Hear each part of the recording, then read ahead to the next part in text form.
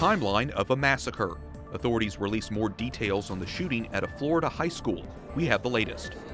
Dreamers react. As immigration reform stalls on Capitol Hill, hundreds of thousands of immigrants hang in the balance. Protecting the unborn. We talk to an advocate trying to save baby girls from sex-selective abortion in China. And a window into their work. We visit the tiny shop responsible for adding color to the Vatican. On EWTN News Nightly for Friday, February 16th, 2018.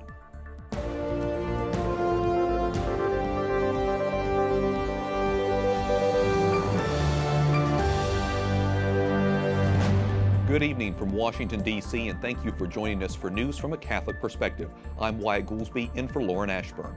A grand jury charges 13 Russian nationals and 3 Russian entities with an elaborate plot to interfere in the 2016 presidential election.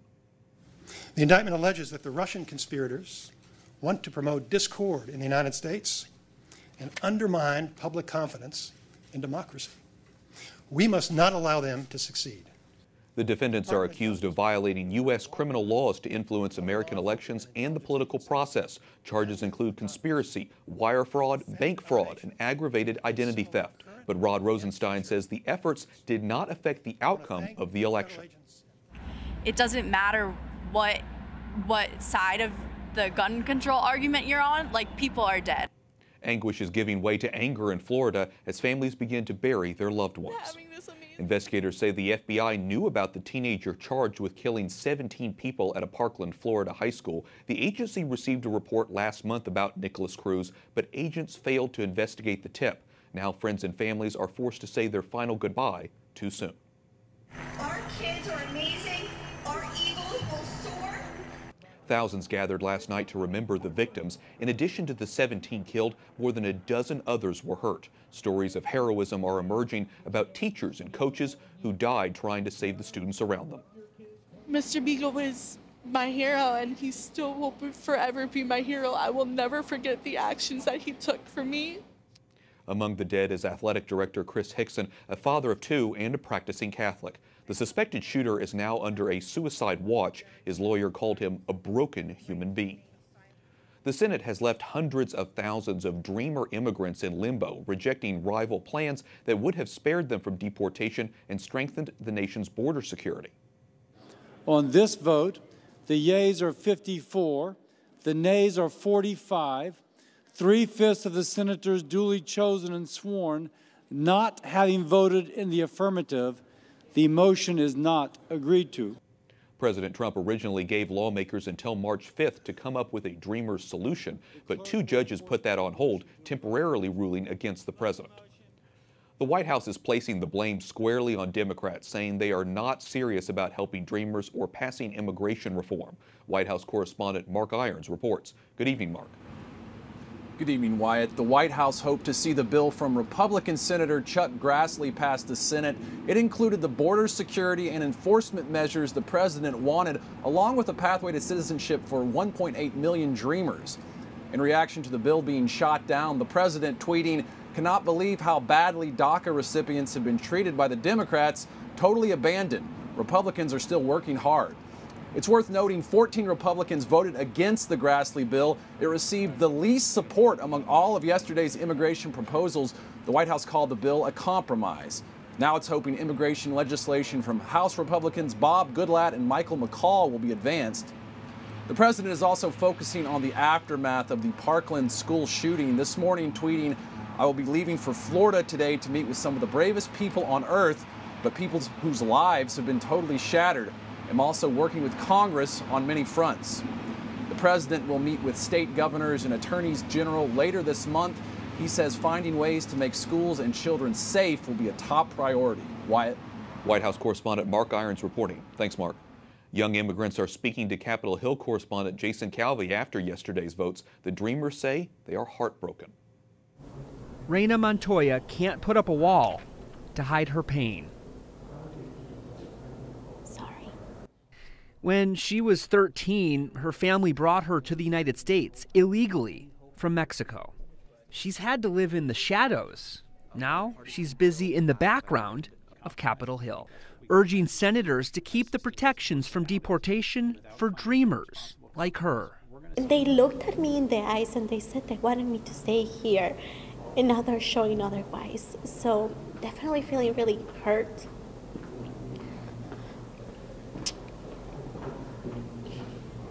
I'm disappointed. The motion is not agreed to. The Senate shooting down one immigration plan. The motion is not agreed to. After another. The motion is not agreed to. 4 in all failing. The motion is not agreed to. Thank you. Now these dreamers mourn. Can't move forward because we don't know which way to go.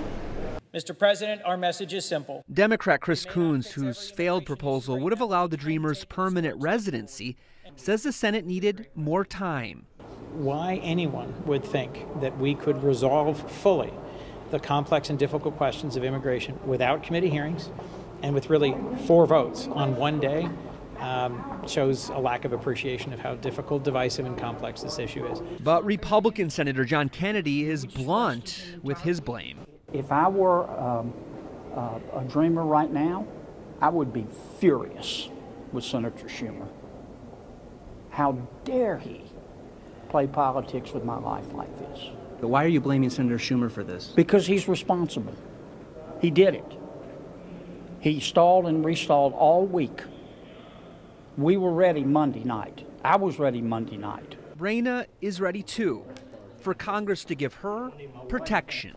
They should know that if I get deported, if thousands of dreamers get deported, it's because of their lack of courage and their lack and inability to take action. Congress is gone on its President's Day recess. The number 2 Senate Republican, John Cornyn, says lawmakers may temporarily protect dreamers in a must-pass spending bill. That bill is needed to keep the government open after March 23rd. Wyatt? Capitol Hill correspondent Jason Calvi reporting. Thanks, Jason. Former Massachusetts governor and presidential candidate Mitt Romney announces his next political move. I have decided to run for United States Senate because I believe I can help bring Utah's values and Utah's lessons to Washington. The Romney for Utah campaign released an online video this morning. He'll be vying for the senator seat now held by retiring Senator Orrin Hatch. Romney, a Mormon, was a strong critic of President Trump during the campaign.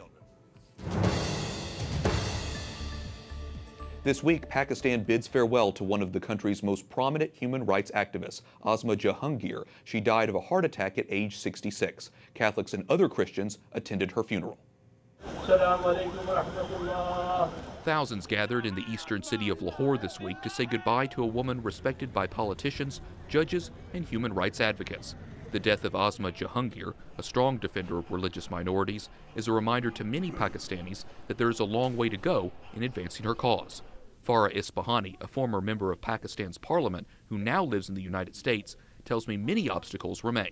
Unfortunately, Pakistan is not going to get better vis-a-vis our religious minorities unless there is a massive overhaul, not just of the Constitution, but now of the society itself. Isfahani says children are taught at a young age that non-Muslims are essentially second-class citizens. This starts with the Constitution, then it goes into government textbooks where this is carried forth. Christians are seen as agents of the West. Hindus are seen as agents of India. As a result, Pakistan continues to be a violent place for them.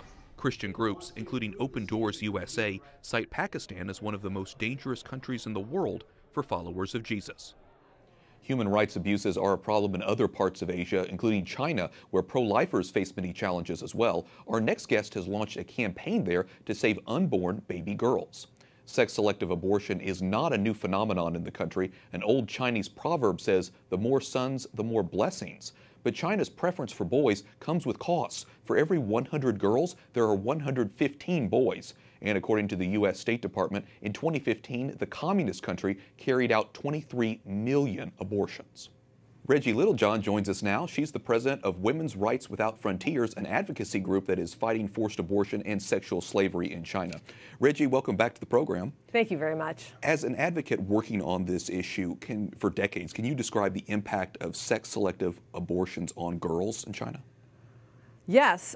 Basically, because of brutal son preference, girls are still selectively aborted, even under the two-child policy. And the ones that are especially in danger are second daughters, so that most couples will let a first daughter live, but then for that second child under the two-child policy, that's their last chance to have a boy, and many couples will opt to either abort or abandon their girl.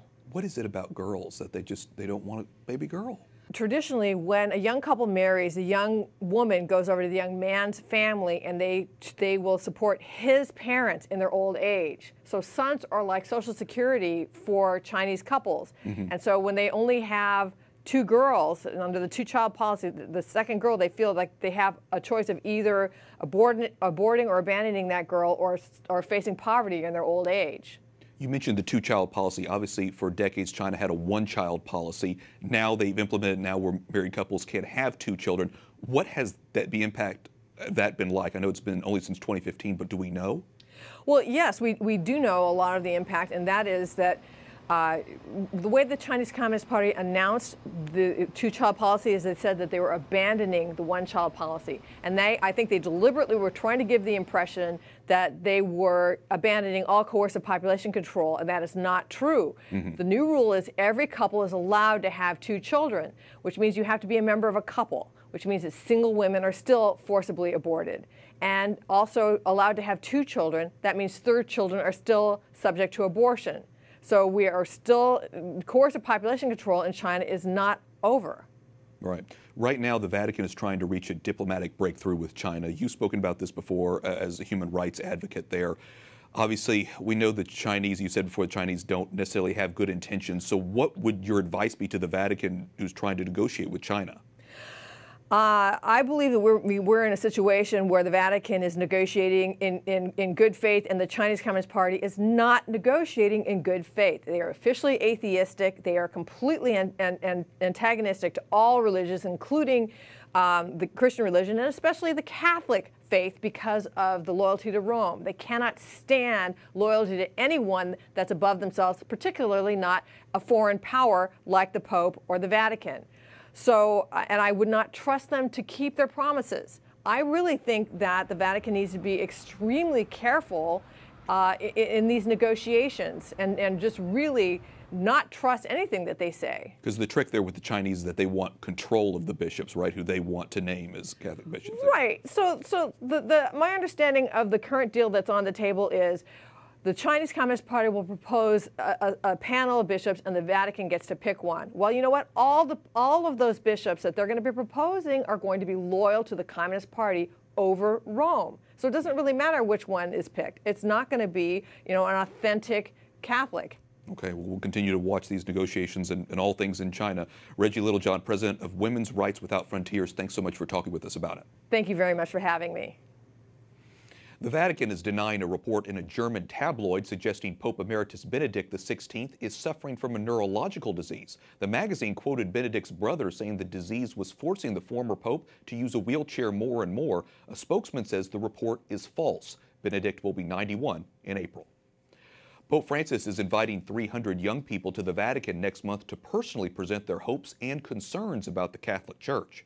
Details of the March meeting were unveiled today in the Holy See press office. The cardinal who is organizing the meeting says it's a great opportunity for the church. The meeting is designed to help the Vatican prepare for a synod of bishops in October dedicated to young people.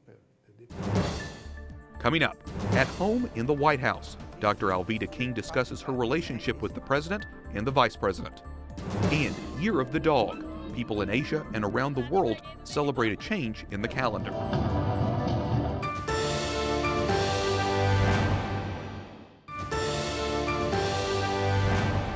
Congressman Tim Scott of South Carolina marks the 200th anniversary of the birth of Frederick Douglass, the famous abolitionist and statesman. Syndicated columnist Star Parker, a frequent guest on News Nightly, was named to the Frederick Douglass Bicentennial Commission. The celebrations coincide with Black History Month. Welcome back. I'm Wyatt Goolsby, in for Lauren Ashburn. Alveda King is another member of that commission and also the author of a new book. King Truths, 21 Keys to Unlocking Your Spiritual Potential, was published last month. In it, King describes how best to use our gifts from God while also sharing stories of growing up with her family. Our Lauren Ashburn spoke to her earlier this week. Joining us now is Dr. Alveda King, niece of Martin Luther King Jr. and a pro-life advocate. Welcome back to the program. It's wonderful to join you, Lauren, and all your viewers. Oh, I'm glad to have you. Earlier this week, you met with Vice President Pence at the African American History Museum, along with other African American leaders. In the news, we often hear that African Americans are criticizing President Trump. What did you talk about? This is such a wonderful Black History Month. I had already visited the museum with President Trump. Wonderful experience. So the visit with Vice President Pence seemed like an extension. And so we walked through and we saw the artifacts and the times from history. And we talked about, my colleague Day Gardner was with us, and she mentioned to him that it would be nice to have pro-life, examples there in the museum. The little babies were like little slaves.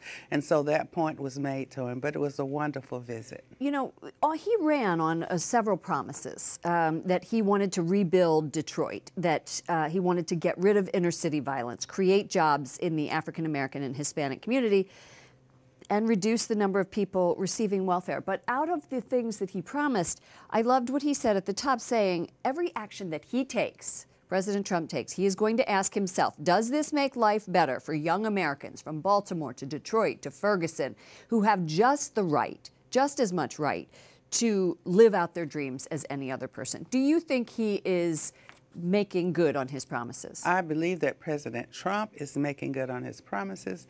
Vice President Pence is helping. The point that President Trump says, Americans are dreamers too.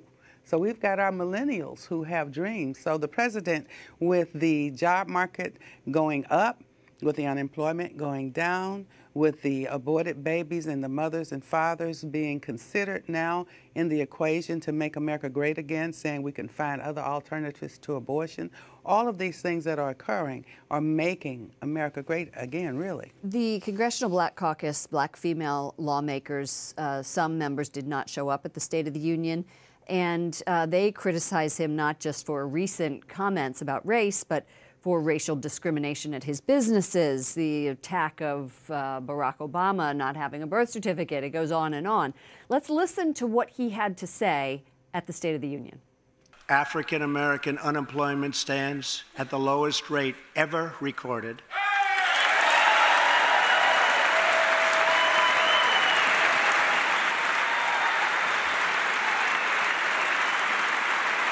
Many of them you just saw did not stand up. Do you have dialogue with the Congressional Black Caucus, and why are they in such opposition to the president? The very last time I had opportunity to talk with the CBC, Congressional Black Caucus, I was asking them about abortion and to please do something about abortion.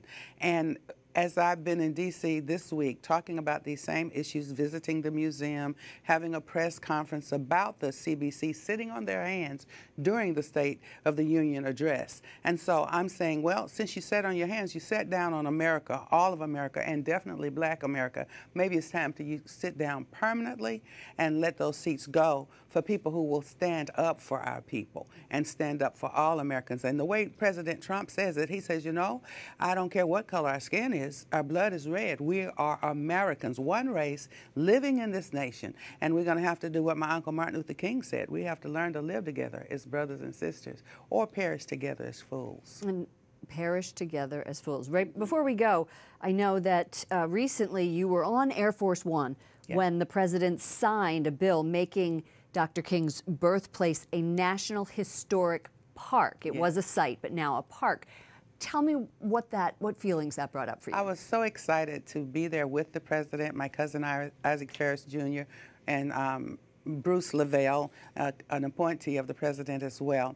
And I talk about my experiences in the King family in my new book, King Truths, and to think about and recall all of those principles that are in that book now being available to America and the world in a park that is in honor of my uncle. It was just spectacular. And it was fun going on to the big plane with the big boss and riding in the Beast to Air Force One and driving in that limo. Yeah. Well, that is something that you won't forget very soon. Thank you so much, Dr. Alveda King, for joining us. Thank you. And thanks, Lauren, for that interview. There's a legal challenge to Ohio's new pro-life law. The law prohibits doctors from performing an abortion based on a diagnosis of Down syndrome. But the ACLU says that, quote, prevents women from exercising their constitutionally protected right to an abortion. The law, signed by Republican Governor John Kasich, takes effect March 23rd. Up next, Vatican diplomacy. The Holy Father welcomes a new ambassador. And talking shop. We visit with artisans who add color to the Vatican.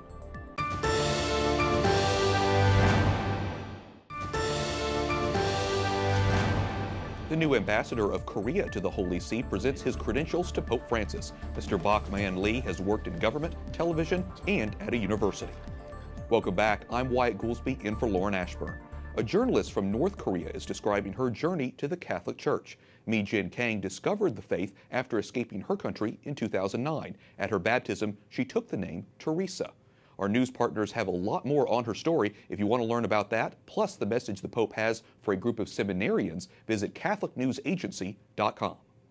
Olympians in Pyeongchang celebrate the Lunar New Year.